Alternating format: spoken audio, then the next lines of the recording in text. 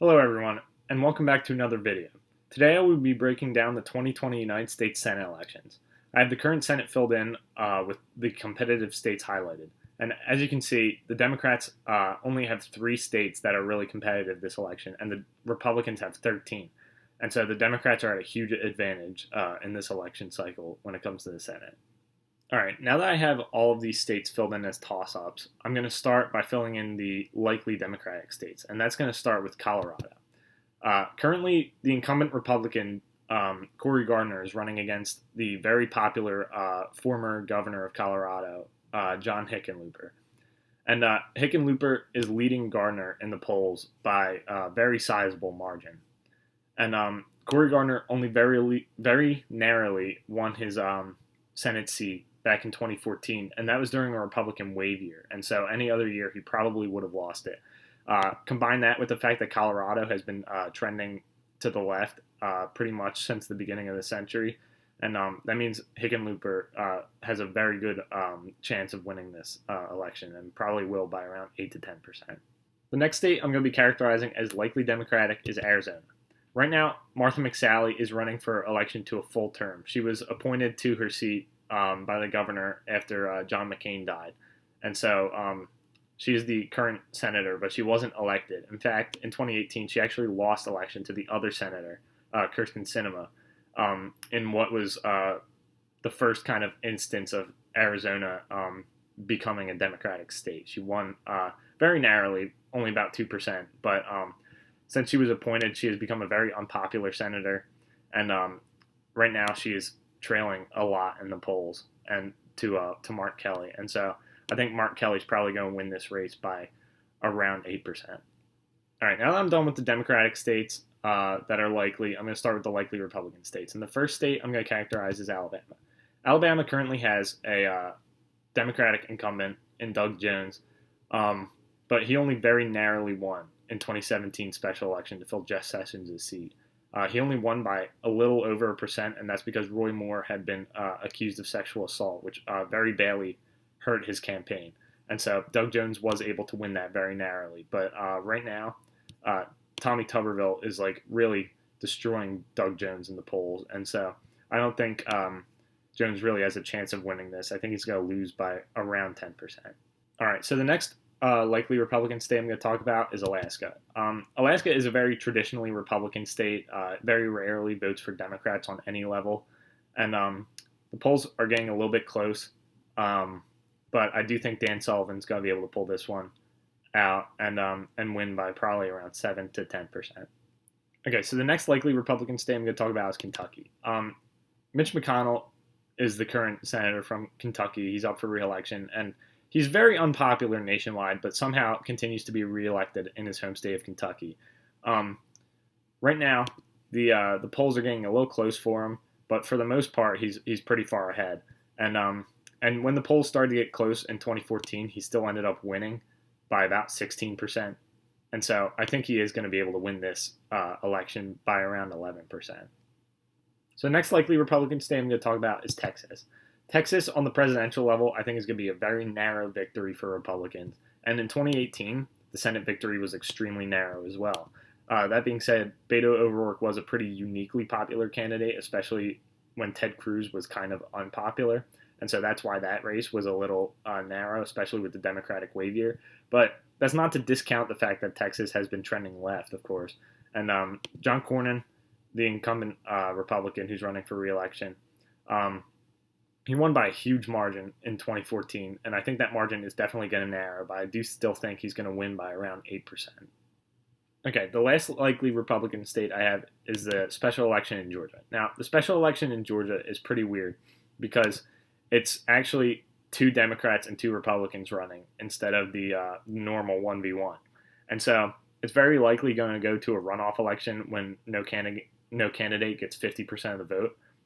And it might end up being between 2 Republicans because, as you can see in these polls, the 2 Republicans have been on top of the 2 Democrats in pretty much every instance. And so if it ends up being 2 Republicans, definitely going to go to the Republicans, obviously. But there is a chance that it's a Republican versus a Democrat. And in that case, I expect the Republican to win by around 5%. And all of this put together, that's why I'm characterizing it as a likely Republican race. All right, as for lean Democratic states, I'm going to start with Michigan. The state of Michigan, John James is running for election to this seat. He's running against Gary Peters, the incumbent. And John James was actually able to get Michigan very close in 2018. Well, relatively close. He lost by about 6.5%, which sounds like a lot, but it had actually been the closest election in Michigan since Debbie Stabenow had been elected. And so that was a pretty major event, especially because it was a Democratic wave year, and so she was projected to do much better than she actually did. And right now in the Senate polls, Peters is still ahead by a little bit, but James has been ahead in some polls, and Peters has been ahead by a lot in some polls. And so this Senate election is really going to be able to go either way, but I do still think Gary Peters is going to be reelected by around 3%. Similar to Michigan, I think Minnesota is going to be a lean Democratic state. The Rust Belt's been trending right over the past couple elections, and so Minnesota definitely can come close. The polls are getting close too, and I do think the Republicans have a shot, but I think Democrats are going to do a little better in Minnesota than they're going to do in Michigan on the Senate level, despite the fact that I think the opposite is going to occur on the presidential level. I think Democrats are going to win this seat and keep it by around 3 to 4 points. All right, the next lean Democrat state I'm going to characterize as the state of North Carolina. North Carolina, although I do think it's going to go red on the presidential level, the very popular Democratic governor is running for re-election, and it seems like he's going to win by a pretty big margin. And so I think that that's probably going to drag the state as a whole a little left. Right now, in the Senate, Cunningham, the Democratic challenger, is beating the incumbent, Tom Tillis, by up to 7 points, although in some places it's pretty even. I do think Cunningham is going to be able to win by about 4 points in this state. All right, so now that I'm done with the lean Democratic states, I'm going to start with the lean Republican states. And the first state I'm going to talk about is Montana. Montana has incumbent Steve Daines running for re-election, and the popular Democratic incumbent governor is running against him, Steve Bullock. And Bullock did have a lead in the polls in July, but since then, Daines has taken a lead and increased the lead. And so I do think Steve Daines is going to win this election, despite the fact that Steve Bullock is very popular. I think Daines is probably going to win by around 3%. All right, as for Kansas, I think Kansas is also going to be a lean Republican state. Kansas is a pretty Republican state in terms of Senate and presidential votes. Kansas was getting pretty close until Roger Marshall won the primary, and now he's pulling ahead a little bit.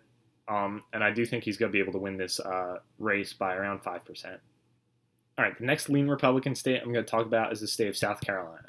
Originally, I didn't really think South Carolina was going to be all that competitive, but then the polls started showing Lindsey Graham losing his lead, and some of them have been pretty even. Some of them have a slight lead for Graham, while all of them have a slight lead for Graham. And so I do think he is going to win this seat again, but by a much narrower margin than we're used to seeing in the state of South Carolina, maybe around 4 points, when originally I thought this was a very solid state for Republicans. All right, the last lean Republican state I have is the state of Georgia. Basically, Georgia has been trending left, and the incumbent that's running for re-election has been underperforming in the polls. And so I do think it's going to be a lean state. He's still probably going to win by around 2 to 3%. And it's going to go much more narrowly than the special election, but I do think Republicans are still going to be able to win this seat. Okay, so I'm going to finally look at tilt states. The first tilt state is Maine. I think it's going to go tilt Democrat because, well, some background. Susan Collins is the current incumbent. She's a Republican, and she used to be very popular. She's been in there for 4 terms.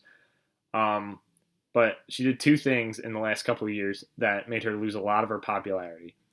She voted for Brett Kavanaugh, and so he could become a Supreme Court justice, and she voted to acquit Donald Trump after he was impeached by the House. And all of this really hurt her popularity up in Maine. And so she has been kind of lagging in the polls. I think Trump in that state is actually going to be able to help her a little bit, since that state, that one district in that state is going to go Republican. But I think as a whole, she is still going to lose very narrowly, though. And for our last state, that is going to be tilt Republican, I think it's Iowa. Um, Joni Ernst was elected in 2014 to be senator from Iowa, but the polls are extremely narrow this time. While the polls are narrow, Republicans tend to underperform in the polls in the Midwest and do better in the general election. And so I do think Iowa is still going to go very narrowly Republican, especially since Trump, I think, is going to do well there and be able to maybe carry her over. And for those reasons, I think Iowa's going to go Republican. And so this is my final prediction for right now. I think it's going to be a 50-50 tie. And because I do think Joe Biden is going to win the election, this would give it to the Democrats because the vice president would break the tie. And so this is what I think the Senate's going to be like in 2021. Thank you for watching and have a good day.